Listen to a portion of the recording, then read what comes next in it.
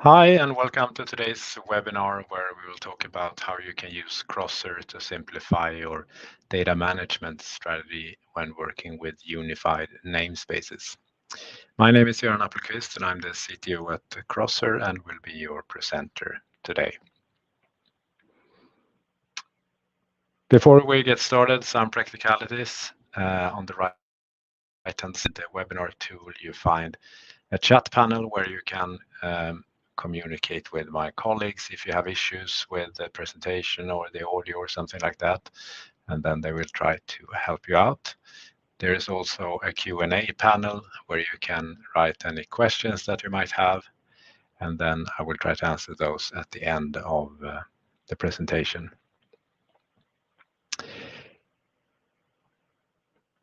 So first, who is Crosser? Crosser is a Swedish software company that focus entirely on real-time integration software. So we provide a platform where you can build these type of integrations, and we will cover that briefly at the end of today's presentation.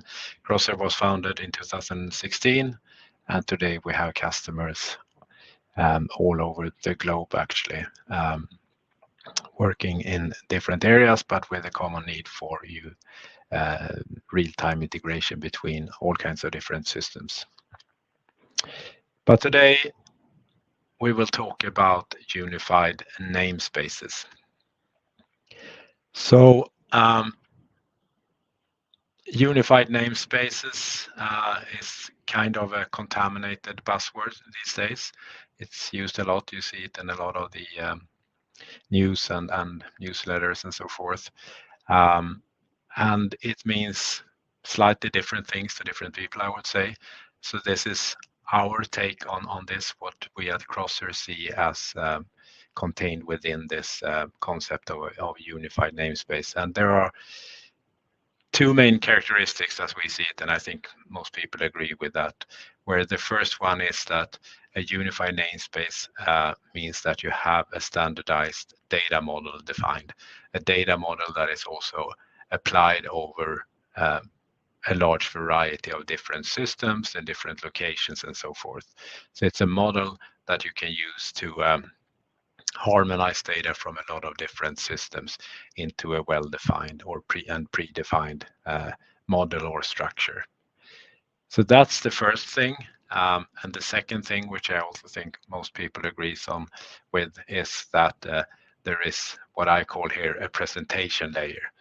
And I choose a generic name here on purpose. We will come back to that.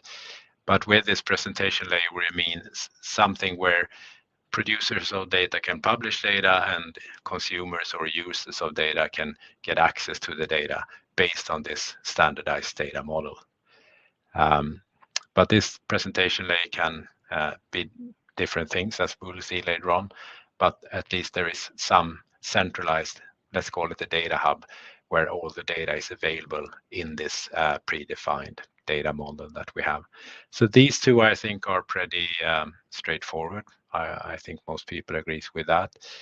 Then there's a third characteristic where I know that opinions differs, and that is whether this presentation layer should present only the current state of a system or the live data, or if it should also incorporate historical data. And this will have an impact on which type of presentation layers that you can use. And again, we will come back to that. But this is what we see as a unified namespace. So then the next question is, of course, why do you want to use a unified namespace? And here I think it's more agreement among different stakeholders in this space. But first of all, it's about simplifying the implementation of applications that uses the data. If you have a standardized data model, the different applications doesn't need to know anything about the individual sources of data. They can just work and use the data based on this standardized model and don't need to care about where data originated and the format it had at the original source. It also means that it's easier to introduce new data sources into a system, because a new data source, as soon as you have adopted the data that it produces according to the model, it can be published into this presentation layer and be made available for any application that uses it. And it also means that existing applications can immediately use data from new producers of data without changes, since they all follow this standardized data model. And finally, a more architectural benefit is that with this type of architecture, you get a decoupling of the producers of data and the consumers of data, the applications that want to use the data. So that ties back to the fact that you can add new data sources without affecting existing applications. You can add new applications without affecting existing applications or data sources. So you get a nice decoupling between these two entities. So it's a good architectural pattern as well that simplifies working with data over time, since typically you will add both more applications and more data sources over time. This is an evolving thing. It's not a static one. So that decoupling is very useful in many cases. Of these different pieces that we have here, I would say that the data model is the key thing, and that's also the main challenge. Defining a data model that you can apply across a large number of systems is not a trivial task. So that is usually where you have the main hurdle to get this in place. But once that is defined, then the rest is pretty straightforward. But as always with these type of efforts, it has to evolve over time. You can probably not define a data model day one that will cover all your needs for the foreseeable future. So in most cases, as we see it, at least, this is an iterative process where you start with some systems and some use cases and use that as input to your design, and then let it evolve over time. So it's not completely static. I think that is unrealistic. Then you probably don't get started at all. So this is how we see a unified namespace. So let's take a look at these two main parts here, the data model and the presentation layer, what we mean with that. Starting with data modeling, or the data model. So here there are again three pieces that are commonly seen. First of all, a data model typically involves some kind of naming convention. You want to call things the same, independent of where they come from. A temperature is called a temperature, wherever it's coming from, and so forth. But often we also want to contextualize the data to make it more useful. So we want to add in addition to the actual values or data that we get from the source, we might want to add also in this model contextual information to make it more useful. And we see an example at the top here, where on the left-hand side, we start with a value from a Modbus PLC. And in this case, we don't have any information really from the source what this is. We get an address into an address space where we can fetch some values. That's more or less what we know. We don't even know the data type, so we have to provide that from the side as well to specify how we should interpret this value. But in the end, we will just get a value. It doesn't even have a name. We don't know what type of data it is. So in the end, we want something that is more useful, maybe something looking like you see on the right-hand side, where we have assigned a proper name to this value. In this case, it's the temperature value. We added some metadata to specify the unit and the range of values we expect from this sensor in this case. But this is just a simple example, but just to show the concept. We want to provide enough information around the data to make it easily useful for different types of applications. And then finally, in addition to the individual data points, we also want to introduce some structure and relations between these data points as part of this data model. And often you see some kind of hierarchical structure, often based on the ISA 95 hierarchy, at least in our industry. That is what is used in many cases, where you introduce a hierarchy based on location and the different types of machines and what role they have and so forth. So that's one way of structuring data, but there might also be other relations that you want to express as part of your model. So if we extend this a little bit and introduce two sites here into our enterprise, we might have the same hierarchy within each site, but then you might also want to express relations horizontally across these different hierarchies, so that you can find data that originates from the same type of device or has the same data type, and things like that. So there might be other relations that you want to express as well as part of your data model to simplify the use of your data. Maybe you want to extract all the data from pumps of a similar brand, or you want to get all temperature temperature was a bad example. Maybe you want to get all energy measurements from all your machines. So you want to get energy measurements. That is the criteria you want to use. So there are a lot of other types of relations that you might want to express as well, as part of your data model. But in the end, you will have something that hopefully makes life easier to use this data. And now the next step is to make this data available somewhere. And that's where this presentation layer comes into play.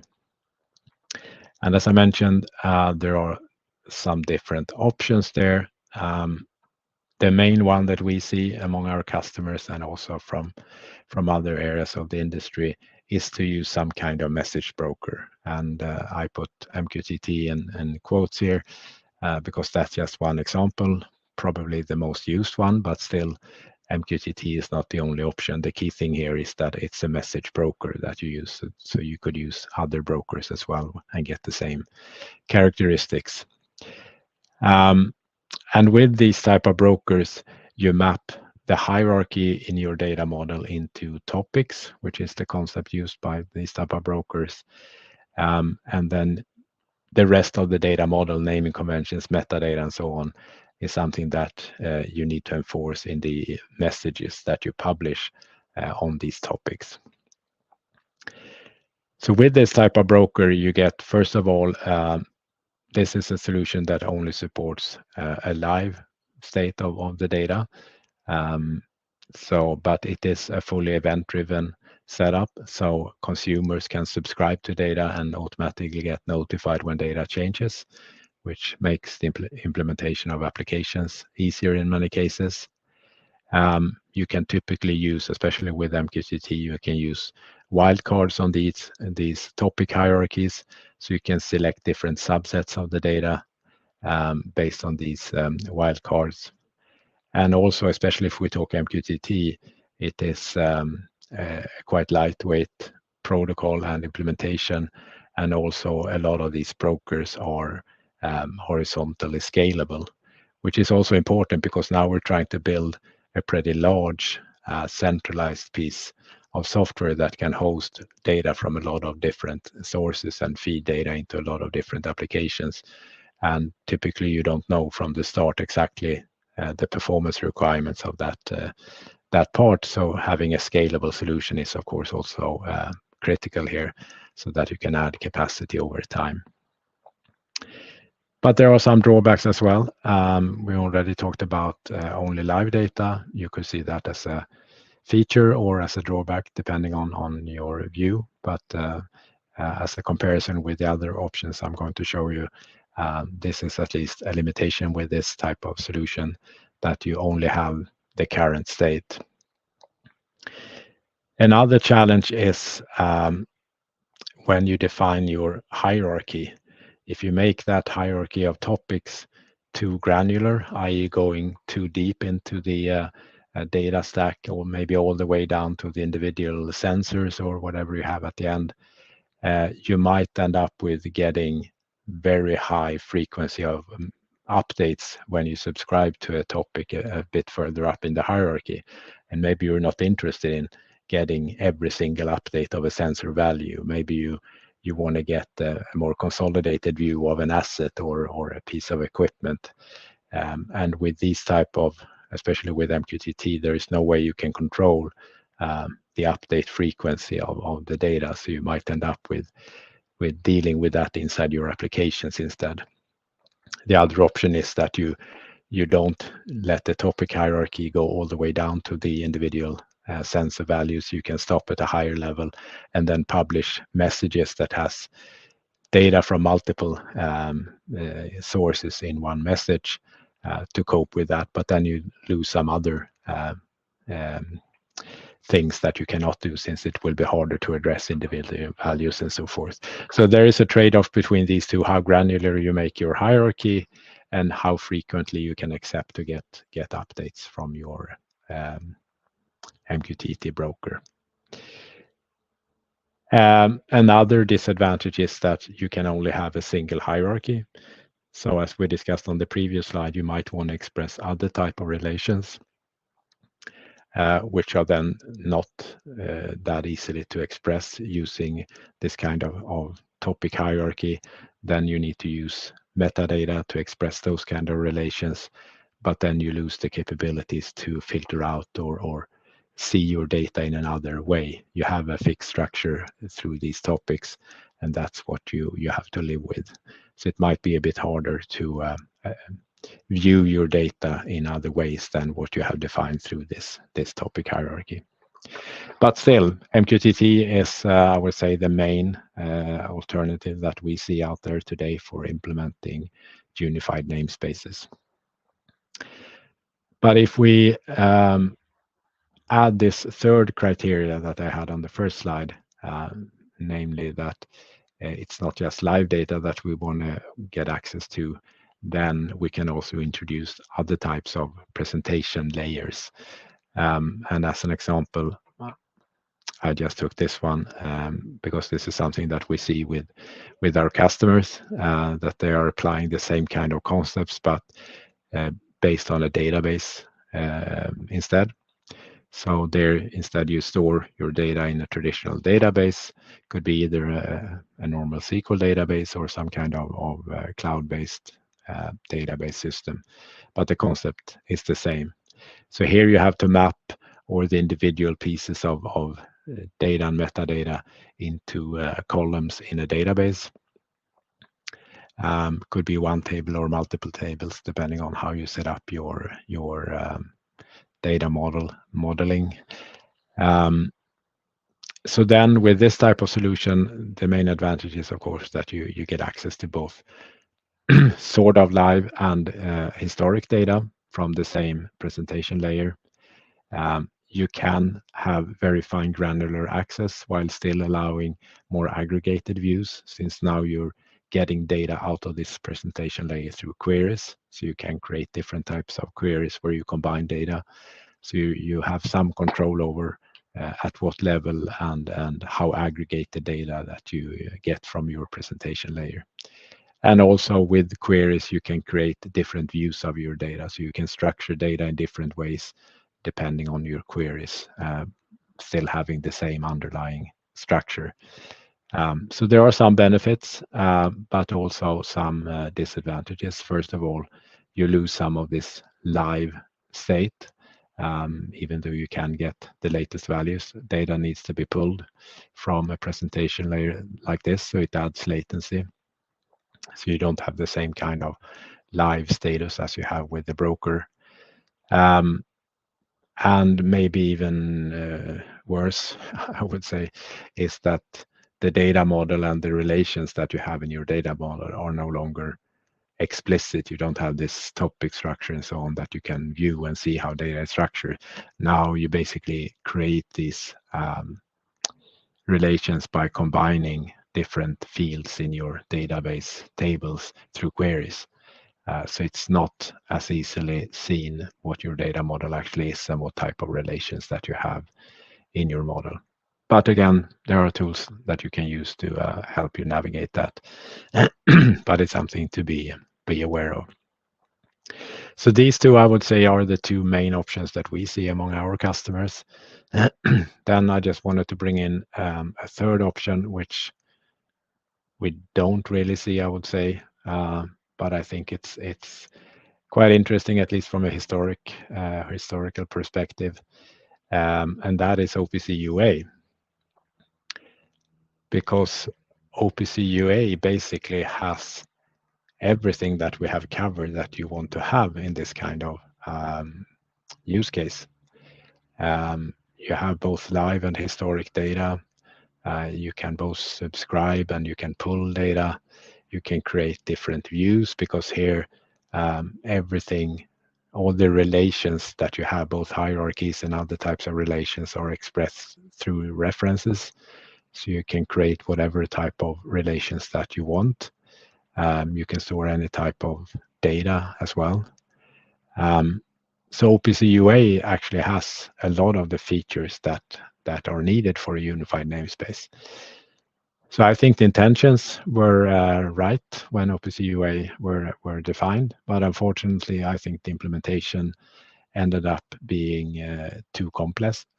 So it's pretty complex to, first of all, access data.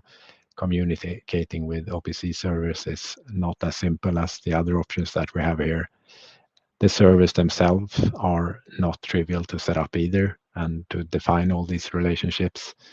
And also, at least I think most of the servers that we see are not very suitable for horizontal scaling. So it's not so easy to scale a solution like this. And there are other things as well that adds to the complexity here, but this is just some examples. But I think these are some of the reasons why we don't see OPC UA really being used in relation with unified namespaces. But I think it's a bit interesting because, as I said, most of the features that you need or want to have are actually part of the OPC UA standard. So it seems like the ones defining it had the right thoughts, but maybe somewhere along the way ended up in something that wasn't really attractive enough to the market for this type of use case. Then, of course, OPC UA servers are used a lot in other types of use cases. So that's how we see a unified namespace being implemented. And then the next question is where Crosser can help you with this. So basically, Crosser as a tool can help you with everything from the data sources, preparing data, so from any type of data source, so that according to some predefined data model, and then publish it into whatever presentation layer that you choose to use. So we make no preferences when it comes to presentation layers. You can use Crosser with any of the types that I presented, and also probably some others that I didn't cover here. So preparing data from any type of data source into whatever data model that you have defined for your unified namespace implementation is the first step. Then you can use Crosser to build applications that use data from these presentation layers, whatever that is. So you can build different types of applications, and I will come back to that in a few slides. And in some cases, you want these applications to publish derived data back to the presentation layer. Could be that you want to calculate OEE values and send back into the presentation layer, or maybe you want to run a machine learning model processing some data that you get from the presentation layer, and then send back the results of that process into the presentation layer so that it can be used by other applications that are connected to the same unified namespace. So Crosser basically supports all of these different things that you need around your presentation layer, whatever that might be. Now we haven't talked about Crosser. I will just do that very briefly in today's presentation. There are other webinars that covers Crosser, the Crosser solution in more detail. But for those of you that haven't seen Crosser at all, I just wanted to very briefly introduce what Crosser is all about. So Crosser is a solution for building different types of real-time streaming analytics and integration use cases. And you do that from a cloud service that we call our control center.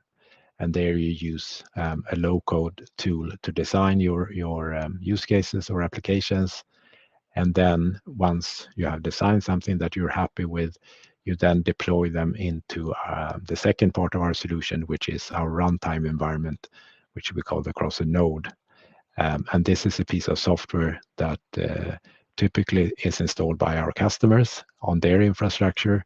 So you can run this on-premise, behind firewalls, in different places in your internal infrastructure. Could be running on the factory floor to get data from machines, could be running in your local data center, or it could be running in your cloud environment if that is preferred.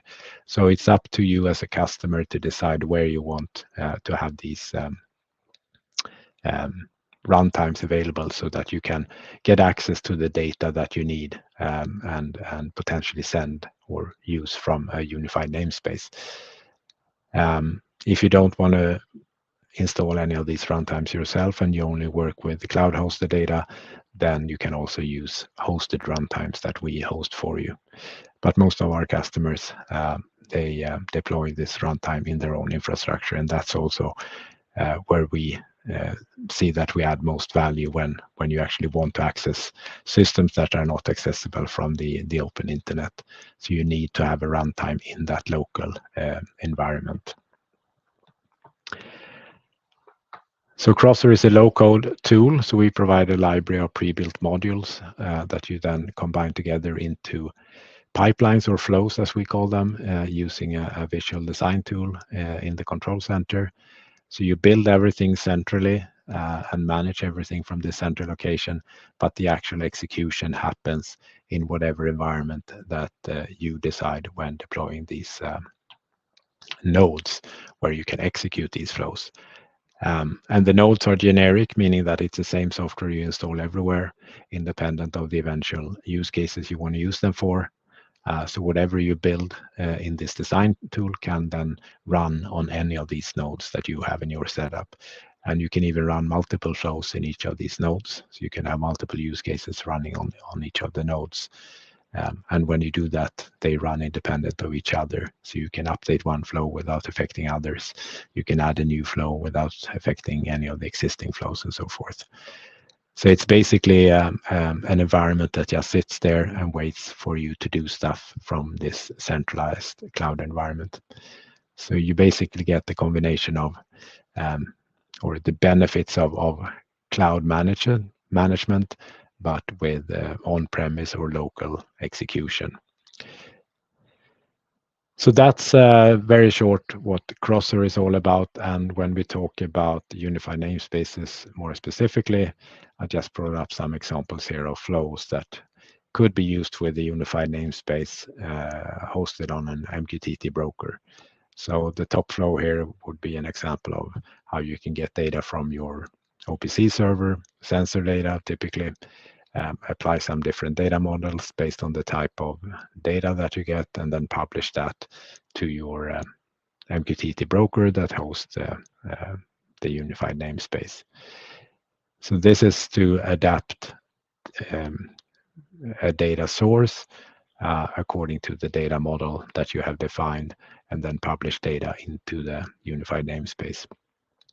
But you can also use Crosser to build applications that uses the data in the namespace. So in the second example here, we instead subscribe to data from the MQTT broker. So here we will get updates from the unified namespace, and then we send them through a machine learning model that is running inside our internal Python environment, where you can run basically any type of machine learning frameworks to host your trained machine learning models. And then in this case, the output of that model is sent back to a machine through a Modbus PLC, and we also send some results back to the unified namespace so that we can see the result of this machine learning model. Maybe we want to monitor the output of this model using some other tools. So we publish the data back to the unified namespace as well. You can integrate the unified namespace with your enterprise system. So in this case, we get data from the unified namespace, do some remapping of data. So we map from the data model we have in the unified namespace and adapt it to something that is needed by, in this case, an ERP system, so that we can get data from the unified namespace into our ERP system. And since we're using an MQTT broker here, the unified namespace will only hold live data. So down here we have a flow that captures that live data and stores it in a database, so that we also have historic data available if needed. So that's another type of use case. And finally, we have a use case where both the input and the output connects into the unified namespace. So we get some input data from the unified namespace, calculate some KPI, and then send that result back to the unified namespace so that it can be used by other applications. So these are just some examples, but to give you an idea of what it looks like to build applications and use cases supporting a unified namespace with the Crosser tools.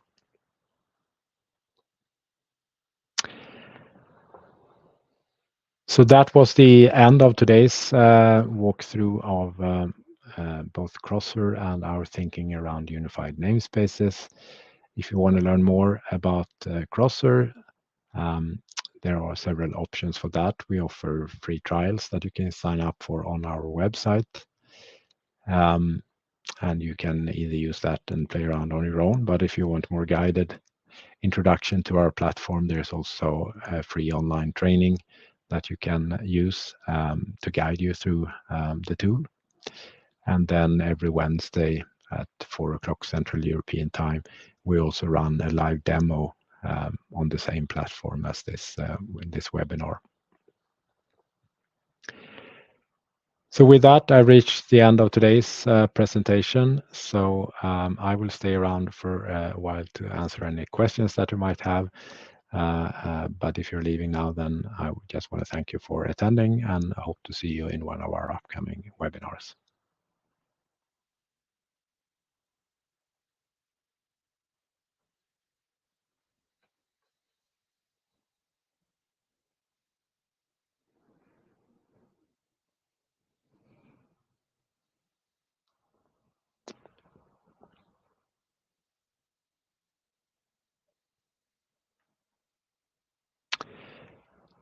Looks like we don't have any questions today. So then again, thanks for attending and I hope to see you soon. Thanks. Bye.